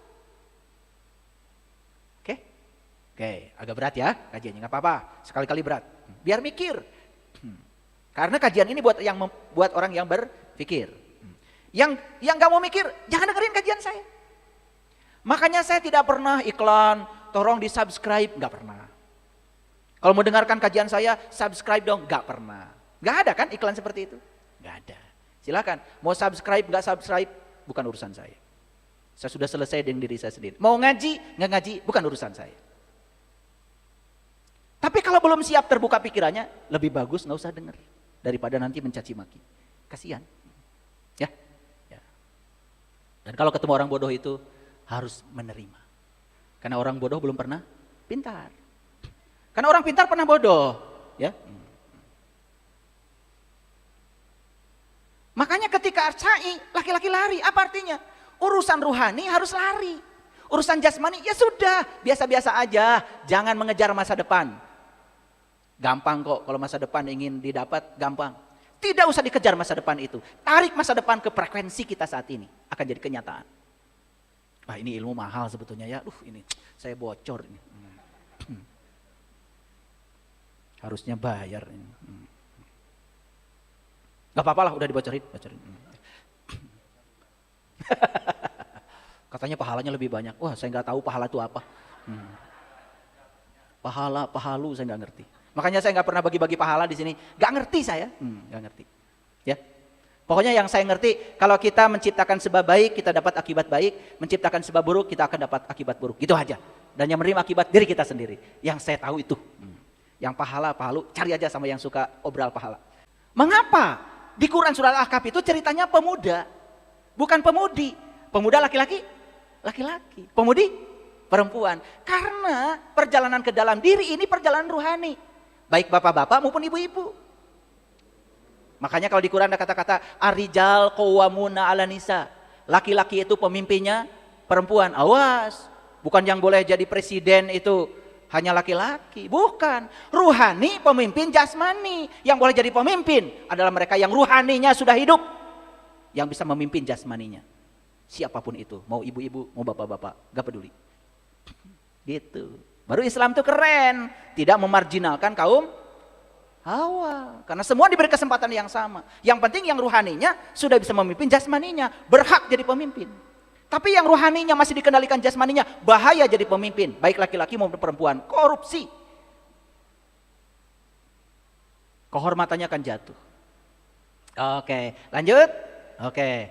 Pernah dengar gak di Quran surat Al-Waqiah ada kata-kata gini, yatufu alaihim wildanum mukhalladun. Mereka dikelilingi oleh anak-anak muda yang tetap muda. Pernah dengar gitu? Ya. La yasma'una fiha lagwa wa la ta'sima illa qilan salama qila. Dengung. Ikhfa. Nggak boleh kilan. Nggak boleh. Kalau kilan itu kalau menghadapi huruf idhar. Paham ya? Jadi bacanya illa la 2 harokat. Qi 2 harokat. La salama gitu. Ya. Silakan Bu Yati. Kayak di TV saya ini.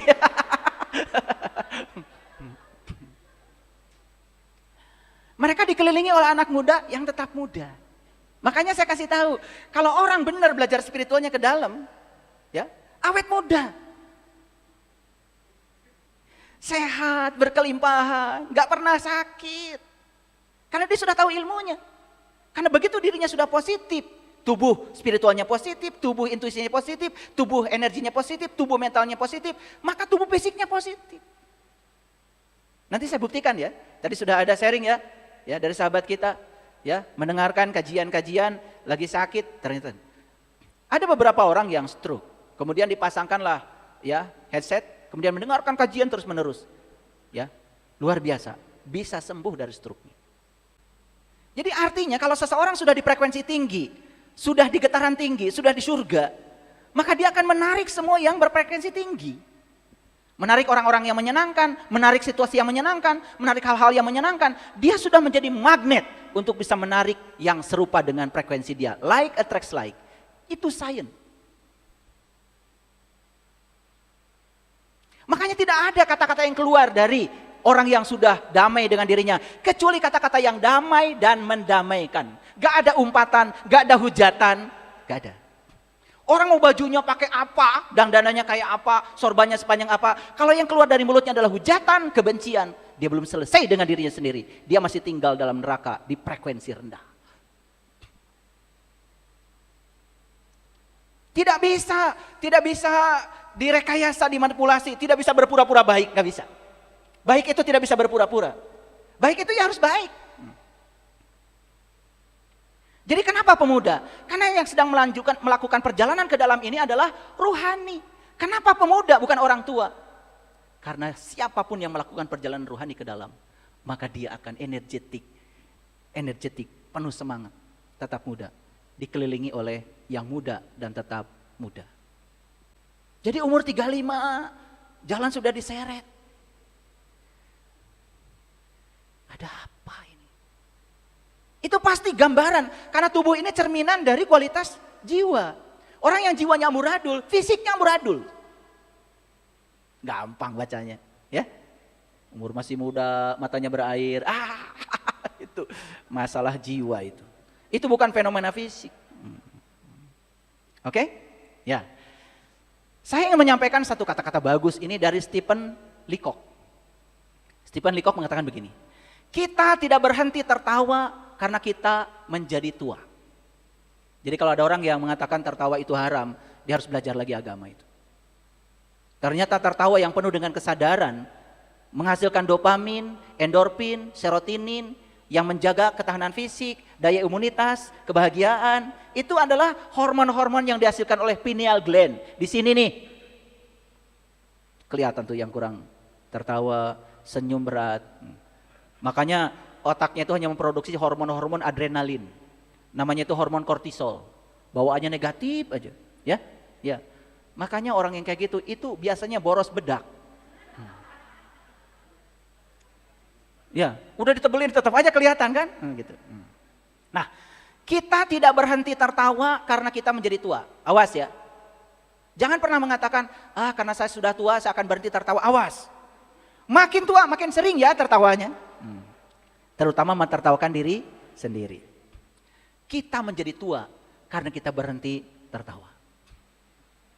Justru karena berhenti tertawa, jadi tua. Garis-garis ininya tuh kelihatan yang kurang tertawa itu. Makanya kalau di tempat saya, di pusat pelatihan hidup sehat, saya mengobati orang-orang sakit dengan meditasi tertawa. Kemarin saya ajak meditasi tertawa, tapi tertawa dengan kesadaran. Yang sakit pinggang sembuh, yang sakit kepala sembuh, yang mahnya kronis sembuh, luar biasa. Setelah itu saya ajarkan bagaimana memprogram air supaya air yang diminum itu menjadi sumber kebahagiaan, sumber kedamaian, sumber keberlimpahan, sumber kesuksesan. Bisa. Karena air itu ternyata menurut Profesor Masaru Emoto bisa menyimpan data. Dia bisa merespon semua emosi yang disampaikan manusia. Makanya hati-hati ketika kalian minum. Makanya orang tua kita dulu kalau ada yang sakit anaknya ambil air, ya mungkin hanya bilang terima kasih air, kamu keren. Mungkin gitu aja doanya. Suruh minum udah bagus. Itu bukan ilmu nujum itu bukan bid'ah. Antum a'lamu bi umuri dunyakum, kata Nabi Muhammad. Urusan peradaban di zamanmu mungkin berbeda dengan di zamanku. Makanya belajar agama terus ke depan, bukan ke belakang. Kalian kalau sudah makan kurma, kayak ahli surga. Kasihan dong tukang nanas.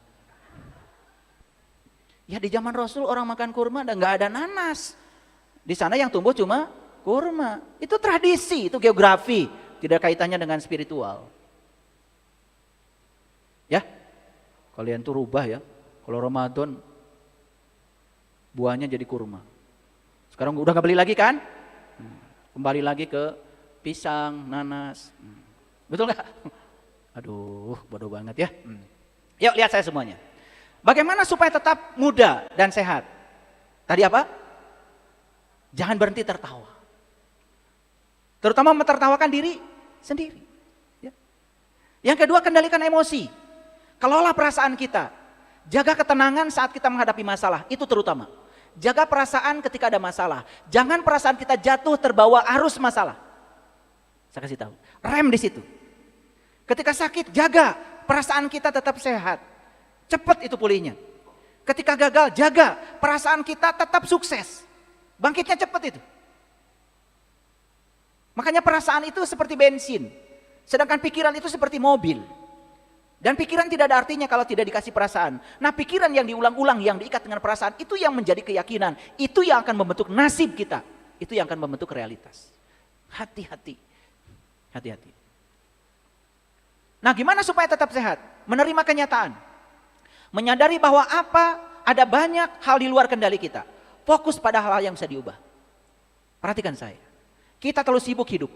Kadang-kadang kita ingin mengendalikan semuanya. Termasuk hal-hal yang sebetulnya di luar kendali kita. Bapak Ibu, orang lain, anak, pasangan hidup, itu semua tidak bisa dikendalikan. Yang bisa dikendalikan oleh kita cuma 3. Pikiran kita, perasaan kita, dan keyakinan kita. Yang keempat paling tidak, reaksi kita terhadap mereka, itu bisa dikendalikan. Di luar itu tidak bisa dikendalikan. Jangan ingin mengontrol semuanya. Kalau kita ingin mengontrol semuanya, stres.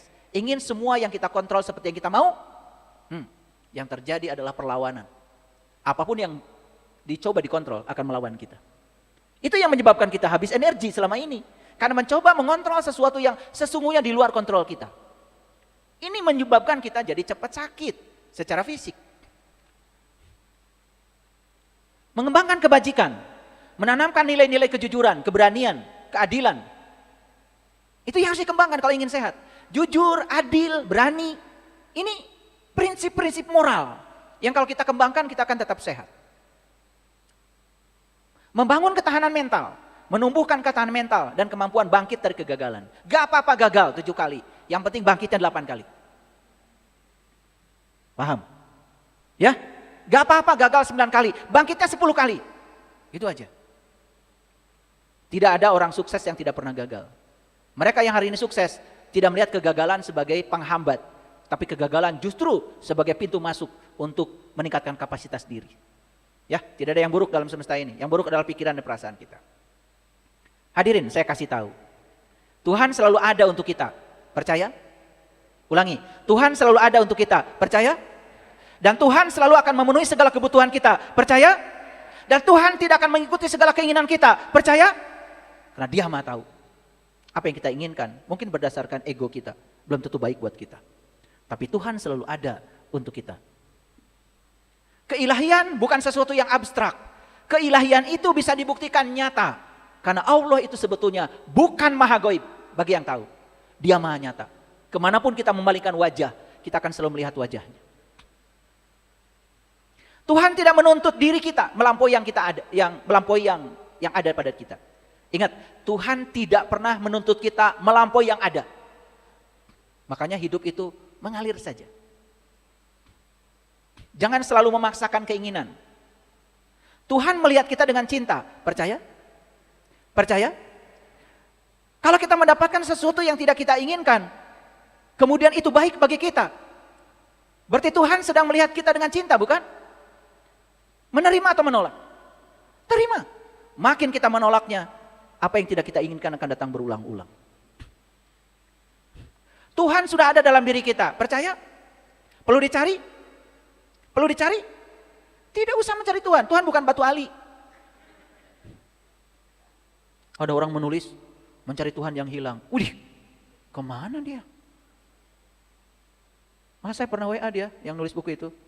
Emang Tuhan batu ali, saya bilang. Kalau berlian ibu wali kota sih pernah hilang. Katanya itu nyemplungnya di trotoar. Biar trotoar bisa dibongkar nanti. Ada proyek baru. Buat Pak Wali. Jadi sebenarnya kalau ada pembongkaran trotoar itu sebetulnya itu cincin Ibu Wali itu jatuh.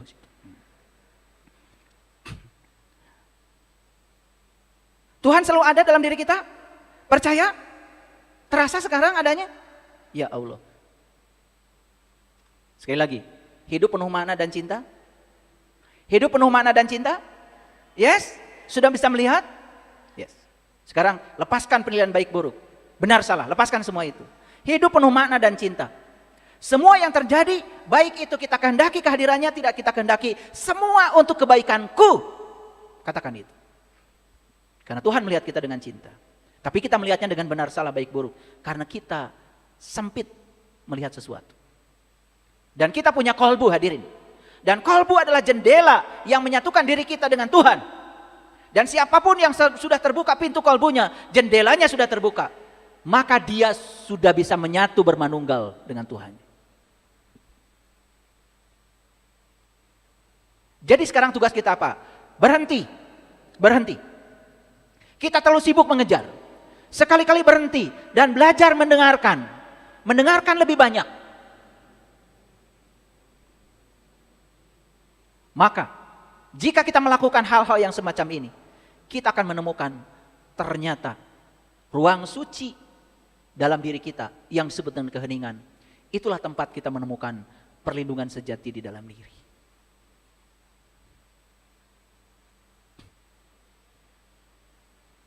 Kita lanjutkan dulu. Tadi baru sampai ayat 10. Maka di dalam Quran surat Al-Kahfi ayat yang ke-11 dikatakan fadorobna ala azanihim, azan pendengaran. Fadorobna ala azanihim fil kahfi sinina adada. Kami tutup telinga mereka beberapa tahun dalam gua itu. Apa maknanya? Ditutup telinga. Telinga ini adalah sumber keberisingan. Betul? Dan kalau sudah ini berisik, pikiran jadi berisik. Pikiran yang berisik, kita tidak akan pernah mendengarkan suara Tuhan. Kita tidak akan pernah menemukan tempat perlindungan yang sejati dalam diri. Oleh karena itu, ditutup telinganya beberapa tahun maksudnya. Kita diajarkan oleh Tuhan untuk belajar hening. Karena apa? Keheningan adalah ruang suci untuk mendengarkan suara Tuhan yang sebenarnya. Jadi kenapa suara dia tidak terdengar oleh kita selama ini? Berisik. Dan keberisikan berasal dari sini. Makanya disimbolkan dalam Quran surah Al-Kahfi. Tutup telinganya beberapa tahun. Artinya kita harus belajar hening. Hening itu tidak usah pergi ke hutan. Tidak usah sewa tempat untuk mengasihkan diri, enggak usah. Justru kalau kita bisa hening di tempat keramaian, itulah keheningan yang sejati. Makanya begitu kita sudah hening, mendengarkan suaranya dari dalam, apa kata Tuhan? Summa ba'asnahum lina'lama ayul hizbaini ahsolima libasu amada. Kemudian kami bangunkan mereka agar kami mengetahui manakah di antara kedua golongan itu yang lebih tepat dalam menghitung berapa lama mereka tinggal di dalam gua. Jadi ketika kita sudah mencapai keheningan, kesadaran kita yang muncul. Bangun namanya, itu kiamat itu. Bangkitnya kesadaran diri, itulah kiamat yang sebenarnya. Gak usah nunggu hancurnya alam semesta ini. Kiamatkan diri kita hari ini. Bangkitkan kesadaran kita yang mati hari ini. Di sini, saat ini, sekarang. Karena itu yang menentukan masa depan kita. Gimana caranya? Hening. Dan nanti akan ada dua golongan. Kenapa dua golongan bukan tiga golongan? Hadirin, dua golongan. Dalam Quran ada kata-kata golongan kanan, golongan kiri. Ada? Di surat Al-Waqiah kan? Ya. Ada golongan kiri, golongan kanan. Kiri di Quran selalu melambangkan jasmani. Kanan selalu melambangkan ruhani. Kiri melambangkan wanita. Kanan apa? Melambangkan laki-laki. Jadi selalu begitu. Bumi melambangkan jasmani. Langit melambangkan ruhani. Makanya bumi kita tidak disebut Bapa Pertiwi. Disebutnya juga Ibu Pertiwi karena bapaknya matahari. Ketika matahari kawin dengan ibu, maka keluarlah berbagai macam tumbuhan. Tumbuhan jadi makanan. Makanan disantap manusia. Jadilah saripati makanan. Keluarlah yang namanya sperma dan sel telur. Atas nama Tuhan, diberikanlah cinta kita. Saat ibu bapak kita berpelukan, berpadu dua sel itu, lahirlah yang namanya kehidupan. Itu kalau tidak ada matahari, tidak ada bumi, tidak ada makanan. Gak ada makanan, tidak ada sperma, tidak ada sel telur. Tidak ada manusia. Makanya ini disebut Ibu Pertiwi, ibu kita. Makanya jangan sakiti bumi ini, jangan sakiti. Jangan sampai merintih Ibu Pertiwi ini. Dilobangi, diambil batu baranya, diambil timahnya, diambil ininya, diambil itunya, hutannya dibabat semua. Orang-orang yang tidak sadar, menangis Ibu Pertiwi. Oksigen di bumi ini terus berkurang. Sedangkan manusia butuh oksigen. Kenapa? Karena pohon-pohon yang besar dipangkas habis oleh mereka yang serakah. Hanya mementingkan dirinya sendiri. Itulah manusia-manusia yang gelap. Hanya mementingkan dirinya sendiri. Dia pikir bumi ini adalah warisan buat dirinya. Padahal bumi ini adalah titipan buat anak cucu kita ke depan.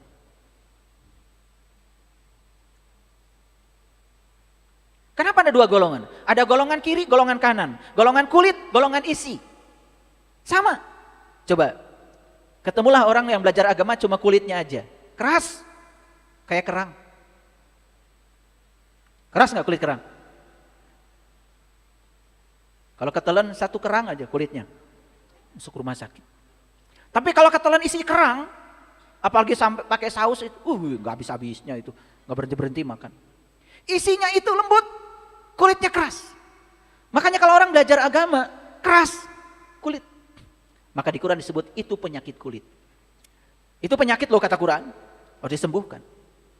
Nah tugasnya para nabi, para rasul menyembuhkan 3 penyakit. 1 penyakit kolbu yang tertutup, yang kedua adalah penyakit kulit, ngerti sesuatu kulitnya aja. Yang ketiga adalah penyakit kematian, matinya kesadaran, itu harus dibangkitkan. Itu diabadikan di Quran surat Al-Imran ayat 49.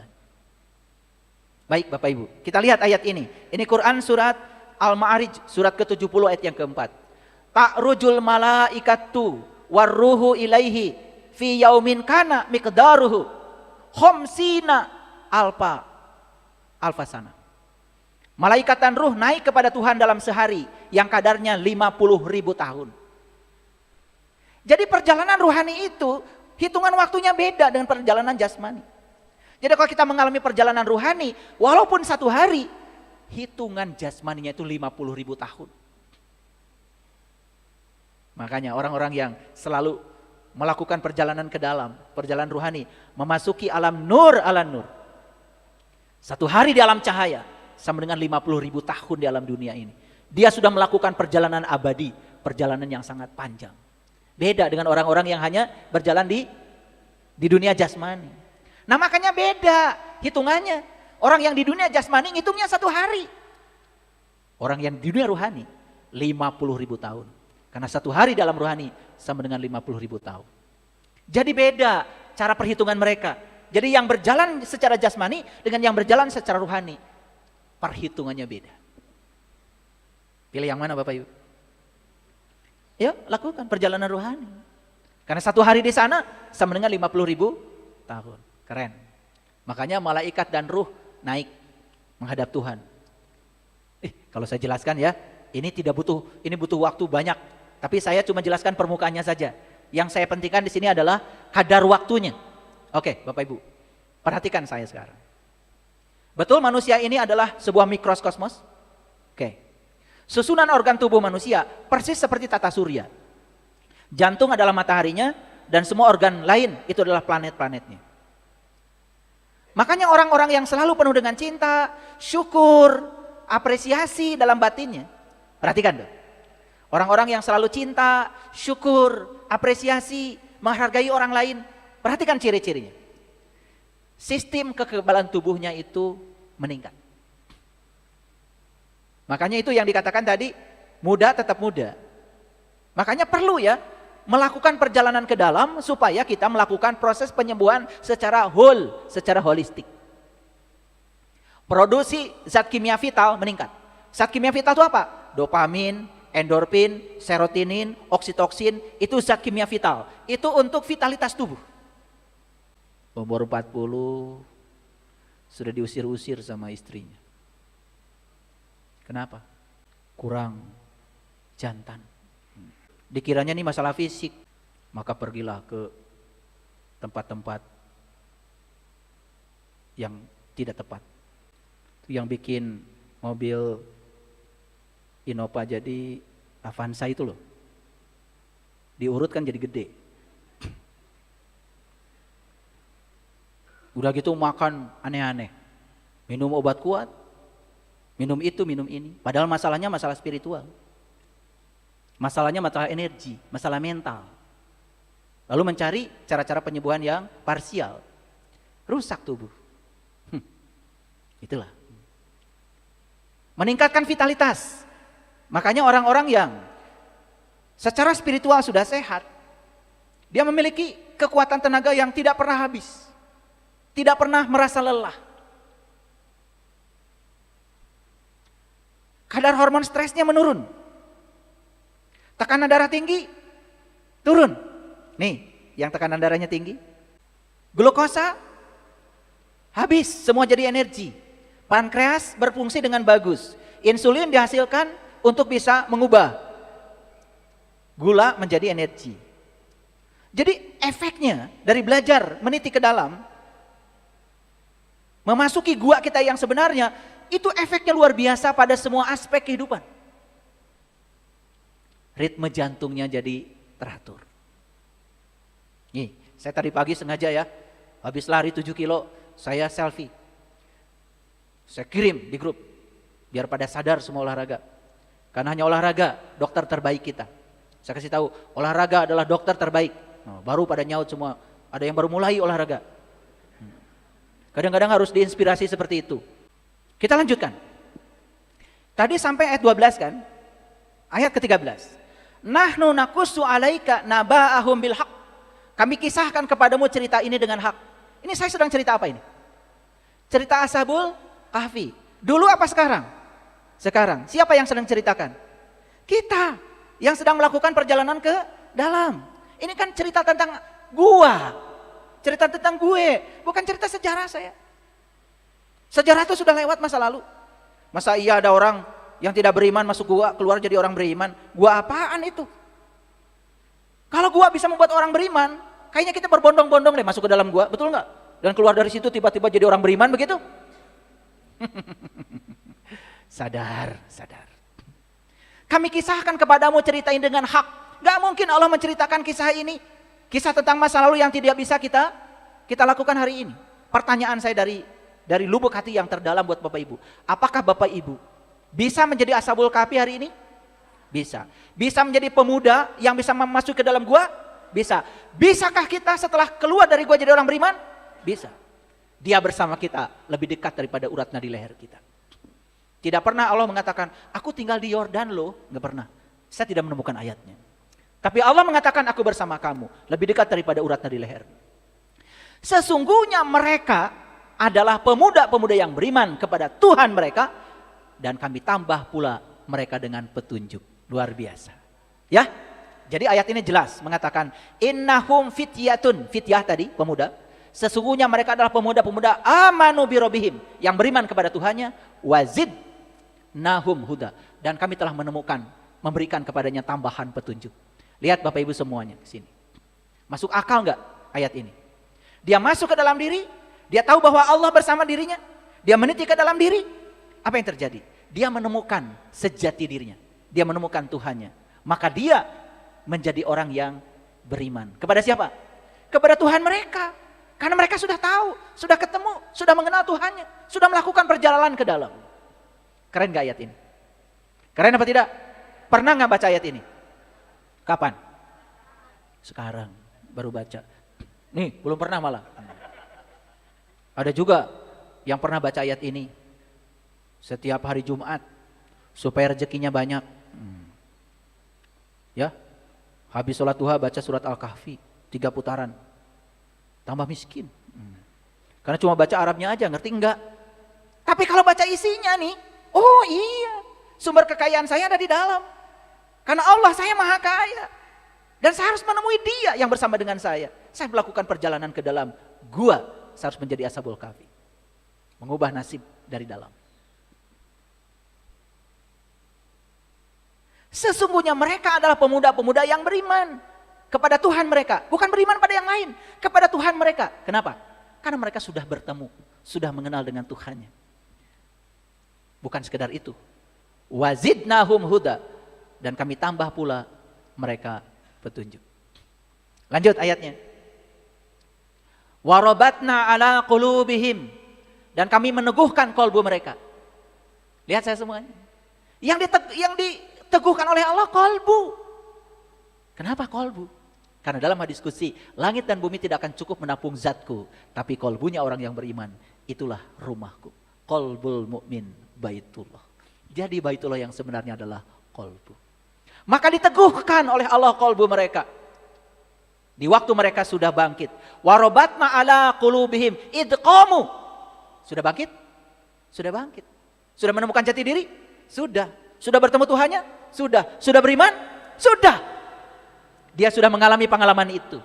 Idqamu, lalu berkata, faqalu Rabbuna Rabbus samawati wal ard. Tuhan kami adalah Tuhan seluruh langit dan bumi. Karena sudah kenal dia bisa berkata begitu. Oh ternyata Tuhanku bukan hanya ada pada diriku. Tapi Tuhanku meliputi Anda, meliputi Anda, meliputi Anda, meliputi Anda, meliputi seluruh langit dan bumi. Sadar. Kesadaran itu dibawa ke dalam kehidupan. Bagaimana mungkin saya menyakiti orang lain? Bagaimana saya menipu orang lain? Bagaimana saya bisa merendahkan orang lain? Karena di semua tubuh-tubuh yang berbeda ini ada Tuhan yang sama, ada energi yang sama yang meliputi diriku. Makanya kesadaran itu membuat dia berkata, qalu rabbuna rabbus samawati wal ard lan nad'uwa min dunihi. Kami sekali-kali tidak menyeru Tuhan selain Dia. Ilahan.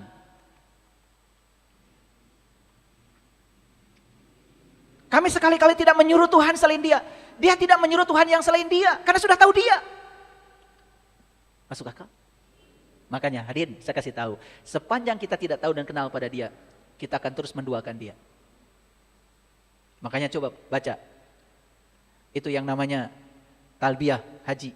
Talbiyah umroh. Labbaik Allahumma labbaik. Labbaik la syarika laka labbaik.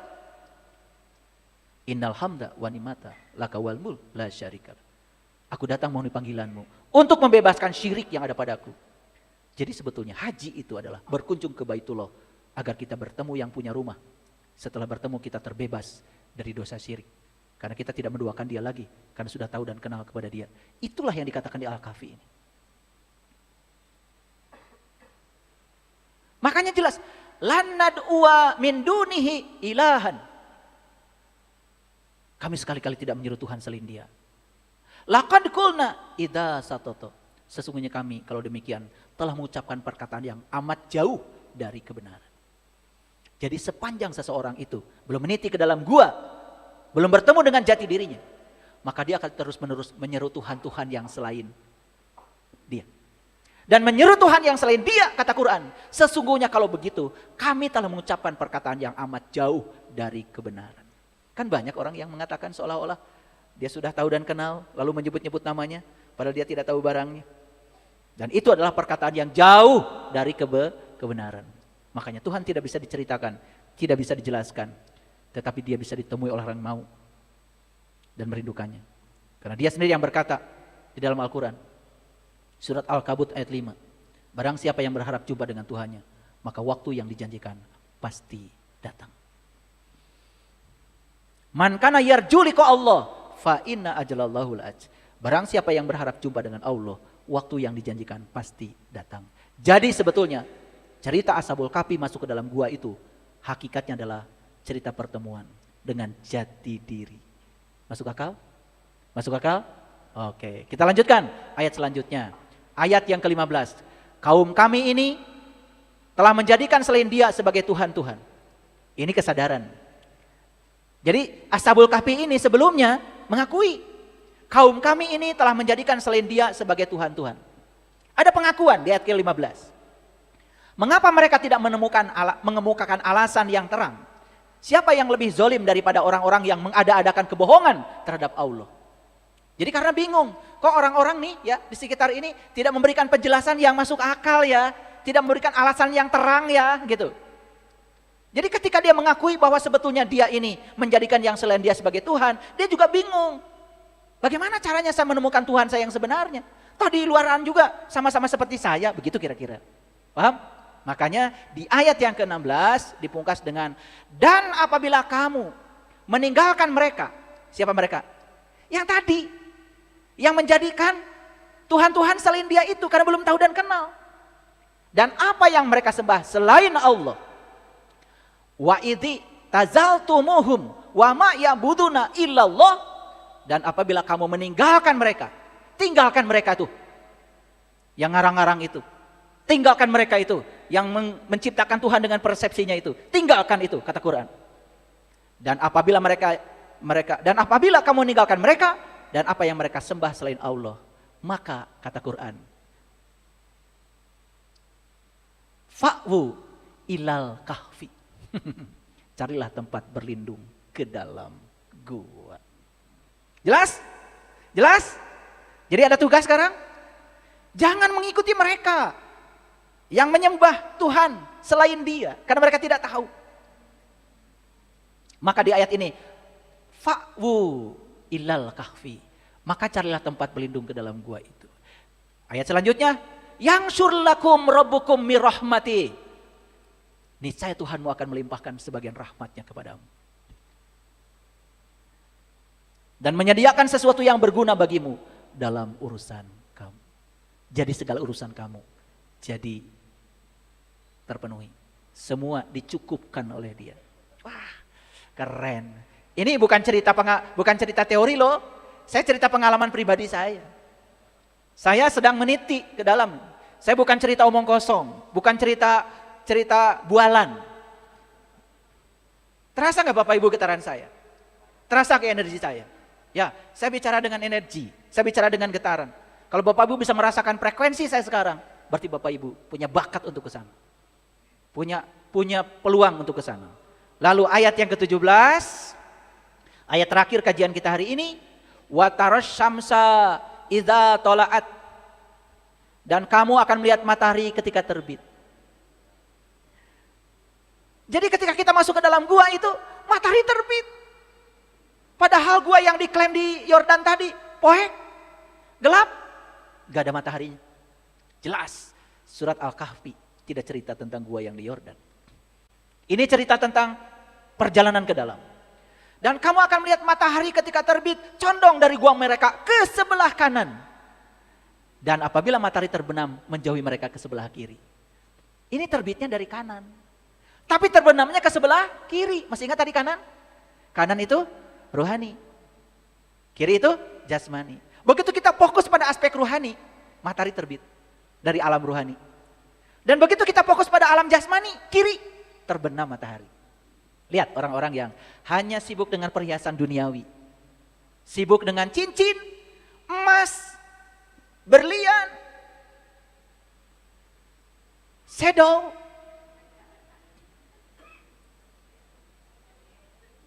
baju, semua aksesoris luar, tetapi dia tidak pernah membangun perhiasan di dalam dirinya. Lihat orang-orang yang semacam itu, datar, tandus, tidak memiliki energi apapun. Hanya berfokus pada kemewahan duniawi. Bukan berarti itu tidak butuh, tidak penting. Itu perlu kita. Tetapi masa kita berfokus ke situ terus-menerus? Jadi matahari terbit dari mana? Kanan. Terbenamnya kemana? Ke kiri. Jelas? Oke, lanjut.